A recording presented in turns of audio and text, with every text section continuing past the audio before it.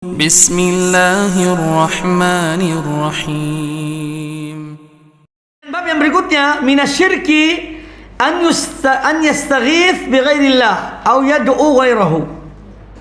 Termasuk bagian dari syirik, ya, termasuk dari perbuatan syirik, yaitu seorang minta pertolongan kepada selain Allah atau dia berdoa kepada selain Allah. Sekarang pertolongan. Namanya di sini al-istighatsah. Ya. Al-istighatsah ini apa bedanya dengan al-isti'anah? Al-isti'anah artinya minta pertolongan. Kita baca setiap salat. Iyyaka na'budu wa iyyaka nasta'in. Nasta'in itu minta pertolongan. Hanya kepada Engkau ya Allah kami beribadah, dan hanya kepada Engkau ya Allah kami mohon pertolongan. Nah, sekarang apa beda isti'anah dengan istighatsah? Kita sering dengar ada istighatsah di tempat ini. Apa sih yang dimaksud dengan istighatsah? Dan apa bedanya dengan isti'anah? Isti'anah itu iyyaka na'budu wa iyyaka nasta'in, yaitu meminta pertolongan pada Allah, ya, dalam kondisi biasa, ya, karena kita memang selalu membutuhkan pertolongan Allah. Sedangkan istighatsah itu mohon pertolongan Allah di saat kesulitan, itu istighatsah namanya, ya. Jadi istighatsah itu meminta pertolongan kepada Allah di saat kesulitan, dalam saat kesempitan. Misalnya ada orang tagih utang, ya, bingung dapat uang dari mana ini bayar hutang. Nah, itu kita istighatsah namanya. Ya Allah, ini astaghitsu bika ya Allah, mohon betul-betul pertolongan pada Engkau ya Allah dalam keadaan sulit. Ya. Sedangkan isti'anah itu dalam kondisi biasa normal. Tetapi itu pun tetap kita mohon pertolongan Allah, karena manusia tidak bisa luput dari pertolongan Allah. Dia tetap membutuhkan pertolongan Allah. Ini perbedaan antara isti'anah dan istighatsah. Ya, isti'anah dan istighatsah. Nah, isti'anah itu, ya, ini perlu dipahami, ada dua macam. Isti'anah minta pertolongan yang dia itu bersifat tabiat manusia. Itu boleh apa tidak? Boleh. Seorang minta tolong tetangganya. Ada, naudzubillah, misalnya keluarga sakit tiba-tiba di malam hari, ya. Kemudian dia tidak punya mobil, tapi tetangganya punya mobil. Dibangun tetangganya. Tolong, anak minta tolong, ini orang tua saya sakit, tolong ke rumah sakit. Ini boleh apa tidak? Boleh. Ini sifat manusiawi tabiat. Ya. Nah, ini isti'anah yang bersifat tabiat. Ada isti'anah yang bersifat ibadah. Ini yang dimaksud tidak boleh. Isti'anah yang bersifat ibadah ini yang tidak boleh. Seorang datang ke kuburan, minta pertolongan pada orang mati, ya, minta tolong anak saya sakit, ya, suami saya melarikan diri atau istri saya melarikan diri, tolong wahai fulan, ya, kembalikan dia, sembuhkan anak saya. Ini syirik. Karena ini tidak bisa lakukan kecuali Allah Ta'ala. Yang menyembuhkan itu hanya Allah. Ya. Yang menyembuhkan penyakit hanya Allah. Obat itu hanya sebagai sebab. Dokter itu hanya sebagai sebab. Tapi hakikat yang menyembuhkan adalah Allah Subhanahu wa Ta'ala. Hakikat yang menyembuhkan adalah Allah Subhanahu wa Ta'ala. Jadi isti'anah ada dua macam. Ada isti'anah minta pertolongan secara manusiawi, itu hal dibolehkan dalam agama. Sedangkan isti'anah kaitan dengan ibadah ini tidak dibolehkan. Ya. Tidak dibolehkan. Dan kita hidup manusia seperti itu. Kita tidak bisa kecuali dengan manusia juga. Artinya Dalam hal-hal yang memang kita butuh pertolongan, ya minta pada manusia, minta bantuan. Itu hal yang dibolehkan, hal yang tidak dilarang. Tetapi kalau seorang minta kepada orang mati atau seorang yang tidak ada, karena tapi dia anggap orang ini orang keramat, tapi dia tidak ada di situ, ya, seorang gurunya misalnya atau syekhnya, ya Syekh Fulan, ini anak saya sakit, tolong sembuhkan. Ini syirik, orang tidak ada di situ kok. Jadi meminta pertolongan kepada seseorang, dia masih hidup, tapi dia tidak ada di tempat itu.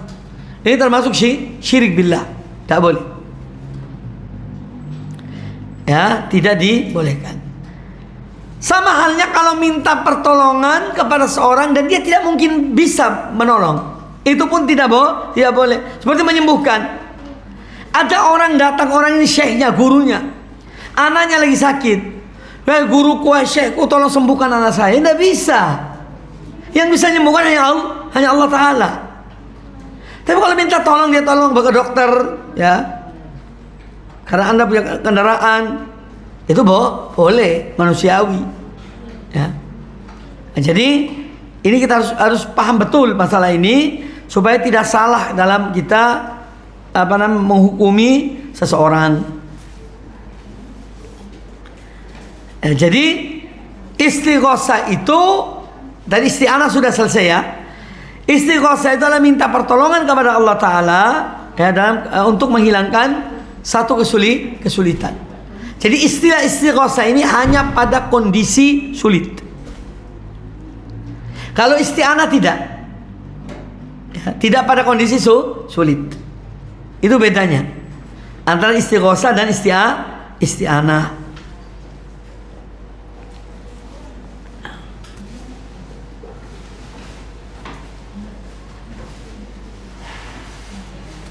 Nah, antara istighosah dengan doa sebetulnya ada kemiripan, ya, antara istighosah dengan doa, karena istighosah itu doa juga, ya, cuma doa lebih umum.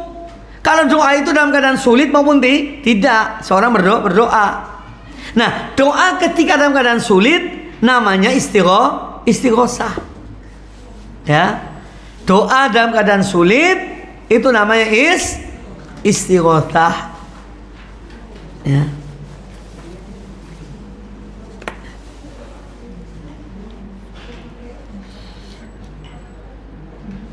Nah, apa kesamaan antara doa dan istighosah? Kesamaannya adalah memohon, sama-sama mohon. Cuma satu dalam keadaan sulit, satu dalam keadaan tidak sulit, gitu aja. Ya.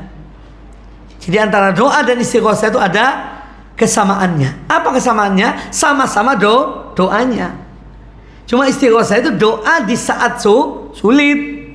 Sedangkan doa yang biasa, ya, doa itu bisa di saat sulit, bisa di saat tidak sulit. Kita berdoa dalam keadaan lapang pun kita berdoa pada Allah Ta'ala. Kalau doa itu dilakukan dalam keadaan sulit, namanya istighosah. Yang namanya istighosah.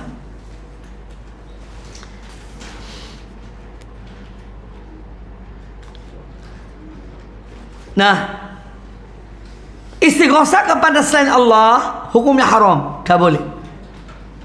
Ya, jadi seorang berdoa minta dilepaskan dari satu kesulitan kepada selain Allah, ini adalah perbuatan syirik. Ya. Mohon pertolongan kepada Allah dalam keadaan sulit. Ya, mohon pertolongan kepada selain Allah dalam keadaan sulit, ini adalah perbuatan syirik. Berdoa kepada selain Allah dalam waktu biasa juga syirik, tidak boleh. Karena doa itu hanya untuk Allah, hanya kepada Allah Ta'ala. Tidak boleh minta kepada selain Allah. Apalagi kepada orang mati, naudzubillah. Orang mati itu didoakan, bukan kita minta pada orang mati. Ya, dia tidak bisa apa-apa orang mati itu. Rumput tumbuh di atas kuburannya dia tidak bisa apa-apa, tidak bisa nyabut kok. Ya. Yang nyabut yang tukang bersih-bersihkan kubur. Bagaimana dia bisa memberikan pertolongan pada orang lain? Rumput yang ada di atas kuburan itu tidak bisa dipangkas oleh orang mati, orang dalam kuburan. Kalau ada kucing datang, angkat kaki kirinya, jur kencing, dia tidak bisa ngusir. Iya.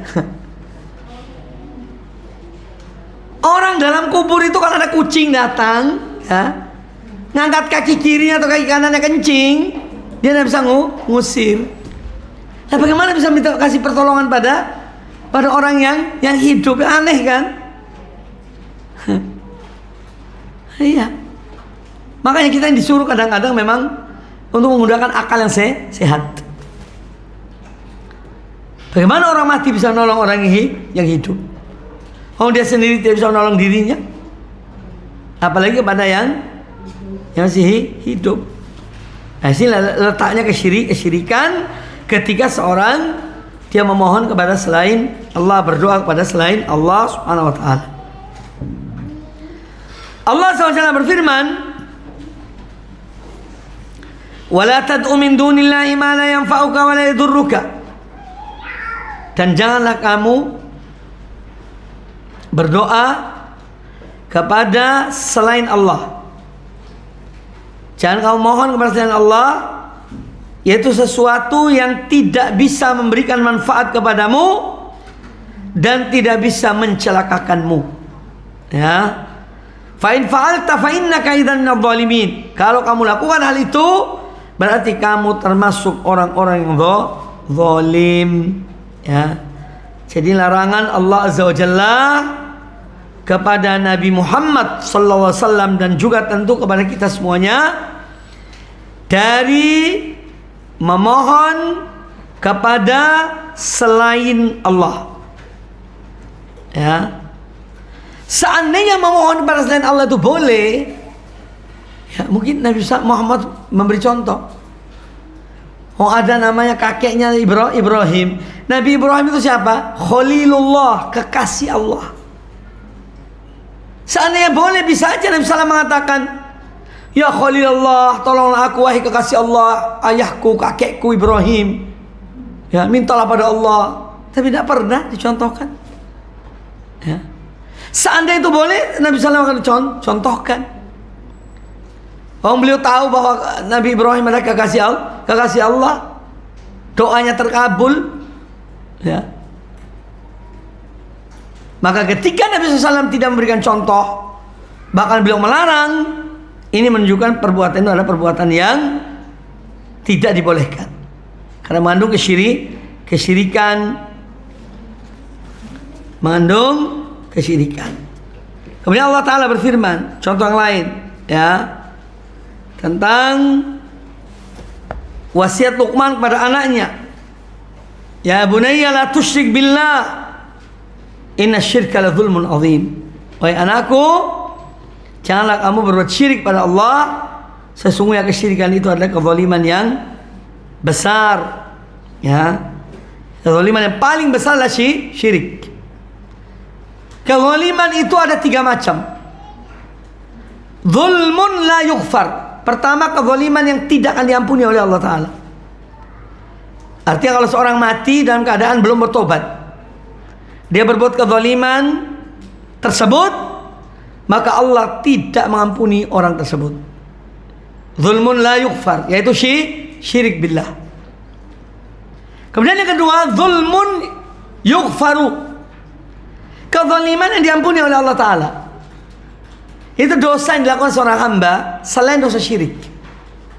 Dosa yang dilakukan seorang hamba selain dosa syirik. Mungkin ada yang minum khamar, naudzubillah, ada yang berzina, ya, dan dia sampai mati belum tobat, maka ini diserahkan kembali kepada Allah. Kalau Allah menghendaki, Allah mengampuni dia langsung. Kalau Allah menghendaki, dia diazab sesuai dengan dosanya, kemudian dikeluarkan dari api neraka. Ini kezaliman yang diampuni. Zulmun yughfaru. Kemudian yang ketiga, zulmun la yutraku, kezaliman yang tidak akan dibiarkan oleh Allah Ta'ala. Ya. Zulmun la yutraku, kezaliman yang tidak akan dibiarkan oleh Allah Ta'ala. Ya, ini kezaliman antara sesama hamba-hamba Allah. Jadi ada 3 macam kezaliman. Kezaliman yang tidak akan diampuni oleh Allah Ta'ala, yaitu perbuatan syirik. Kalau seorang mati belum bertobat dari syirik ini, maka dia kekal dalam neraka. Kemudian kedua, zulmun yughfaru, kezaliman yang akan diampuni oleh Allah Ta'ala. Itu dosa besar selain syirik. Ya, antara seorang hamba dengan Allah Ta'ala. Seorang minum khamar atau judi atau yang lainnya, ya ini Allah mengampuninya, entah langsung atau setelah diazab. Ya. Allah yang berhak. Bisa jadi Allah mengadabnya, kemudian Allah mengeluarkan dia dari api neraka, atau bisa jadi Allah mengampuni langsung.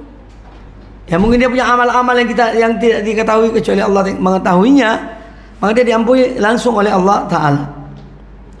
Ini zulmun yughfar. Kemudian yang ketiga, zulmun la yutraku, kezaliman yang tidak akan dibiarkan. Ini kezaliman antara sesama hamba-hamba Allah. Jadi orang-orang bertauhid itu, kata para ulama, masuk neraka itu bukan karena syiriknya, tapi karena kezaliman di antara mereka. Makanya Nabi SAW mengatakan apa? Al-muslimu alal muslimi, ya, haramun. Al-muslimu lil muslimi haram. Atau alal muslimi, al-muslimu alal muslimi haram. Orang muslim dan muslim yang lain itu haram. Apa haram apanya? Damuhu wa maluhu wa irduhu. Darahnya, hartanya, dan kehormatannya. Nah, ini tidak diampuni. Kalau tidak diselesaikan di dunia, tidak diampuni. Masalah pertama, darah, membunuh seorang muslim, ya, hukumnya haram. Ya, karena darah seorang muslim itu terjaga, terpelihara. Maka ada seorang yang membunuh saudaranya, ini nanti di akhirat akan ada perhitungan lain, ya, darahnya. Termasuk melukai seorang muslim sampai keluar darah, walaupun tidak mati. Ya, lalu orang itu tidak maafkan, maka dituntut di akhirat. Kemudian yang kedua, harta, termasuk utang piutang, ya, atau mengambil harta orang lain dengan tanpa hak, termasuk warisan tidak diberikan kepada yang berhak, dan yang berhak itu tidak ridho, ya, maka akan dituntut di akhirat. Jangan dianggap selesai di dunia, itu belum selesai. Kalau dia tidak ridho, hak warisnya diambil, maka akan dituntut di akhirat. Bayarannya bukan harta lagi, tapi amal soleh. Itu bayarannya, harta. Kemudian yang ketiga adalah kehormatan, kehormatan, yaitu memfitnah, menghibah, ya, dan yang lainnya dari perbuatan-perbuatan kaitan dengan atau menuduh, ya, memfitnah orang tidak berzina, dibilang orang itu berzina. Ini termasuk akan dituntut di akhirat, ya, itu akan dituntut di akhirat. Jadi hak-hak antar manusia itu lebih berat daripada seorang dengan Allah Subhanahu wa taala. Karena hak-hak antar manusia kalau tidak diselesaikan di dunia akan dituntut di akhirat. A'udzubillah. Baik. Dalil yang dibawakan oleh Syekh dalam bab ini, larangan beristighosah, ya, yaitu minta pertolongan dalam keadaan sulit kepada selain Allah. Perbuatan itu adalah perbuatan syirik. Dalilnya adalah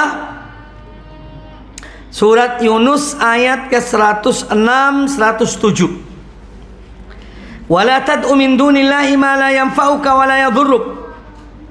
Dan janganlah kamu menyeru kepada selain Allah sesuatu yang tidak memberikan manfaat kepadamu dan juga tidak bisa memberikan mudarat padamu.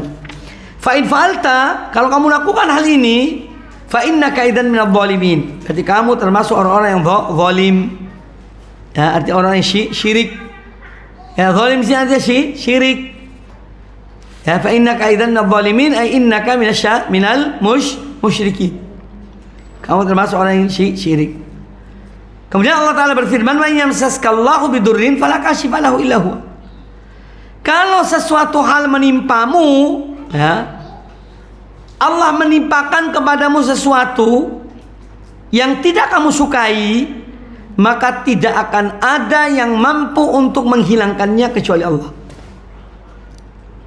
Artinya mintalah kepada Allah, jangan minta kepada selain Allah.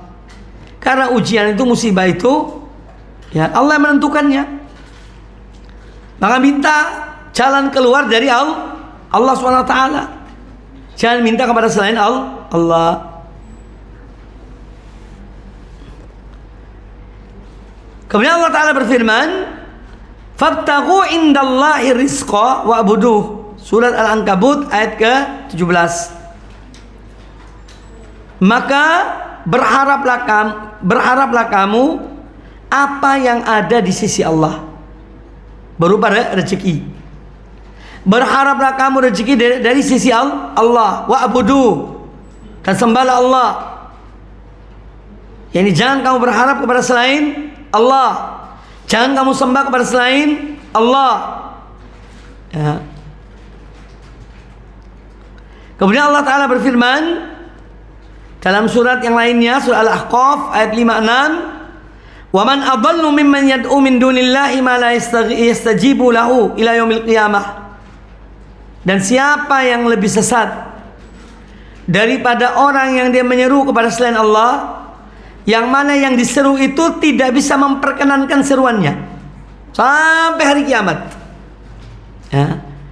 Dan nanti di hari kiamat kelak, yang diseru selain Allah itu akan mengingkari perbuatan orang-orang yang menyeru mereka. Yang semua dalil-dalil menunjukkan tidak boleh meminta kepada selain Allah. Kemudian Allah Ta'ala berfirman dalam surah An-Naml ayat 62, amman yujibul muttarra idza da'a wa yakshifus su'a. Siapakah yang bisa memperkenankan doa seorang yang dalam keadaan sempit? Kalau orang itu doa, bahwa orang itu berdoa pada Allah, siapa yang bisa menghalangi? Siapa yang bisa menjawab? Tidak ada kecuali Allah.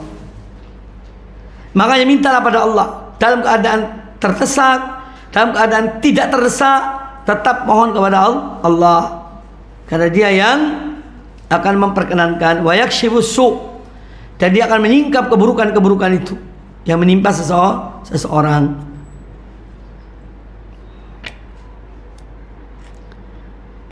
Kemudian dalam hadis Nabi SAW, ya,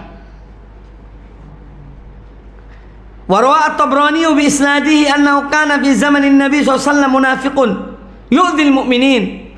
Diriwayatkan oleh Imam Tabrani bahwa di zaman Nabi SAW ada seorang munafik. Orang munafik ini sering menyakiti orang-orang beriman. Faqala ba'dhum, maka sebagian sahabat mengatakan, qumu bina nastaghithu bi Rasulillah SAW min hadzal munafiq.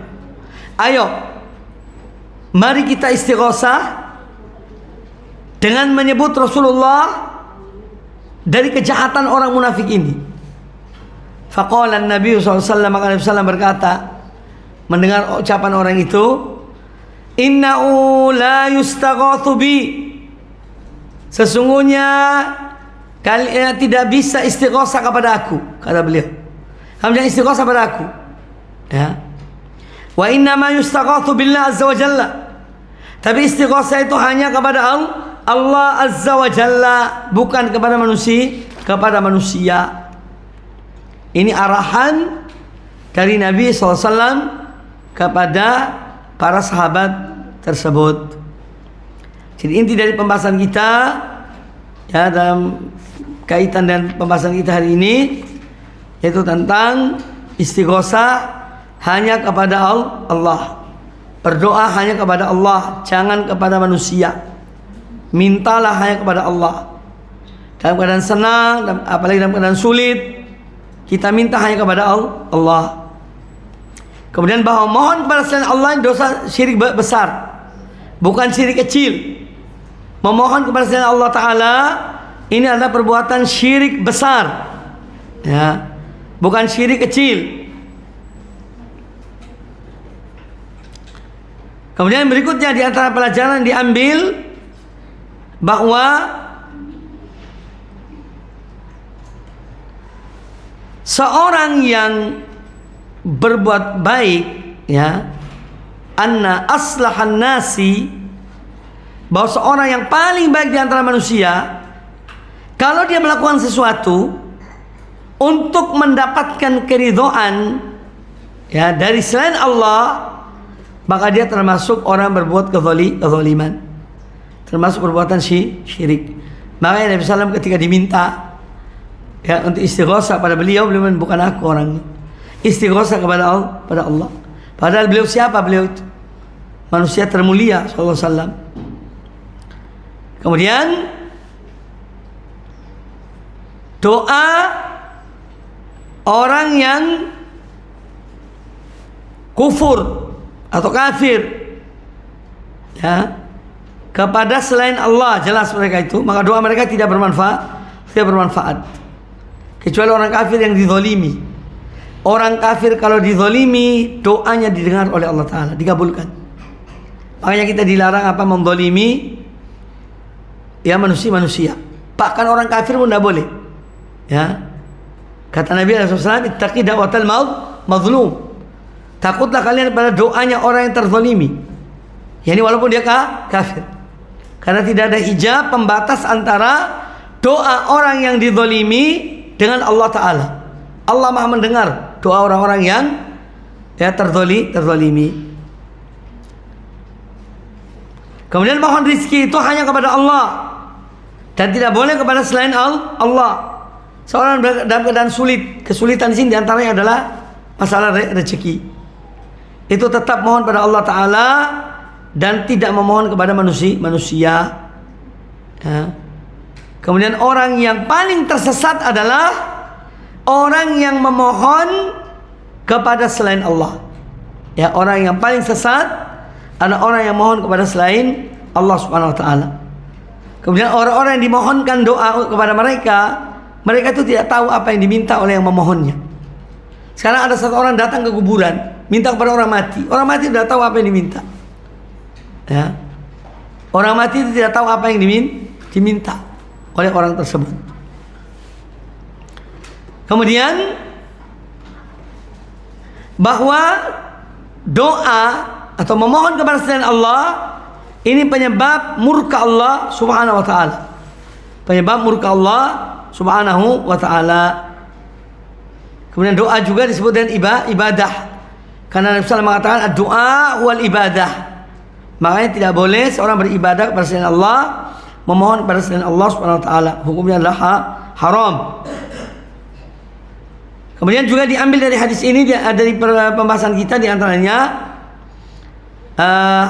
bisa menjadikan seorang tersesat ketika dia minta pertolongan kepada selain Allah Subhanahu wa taala. Ya. Kemudian bahwa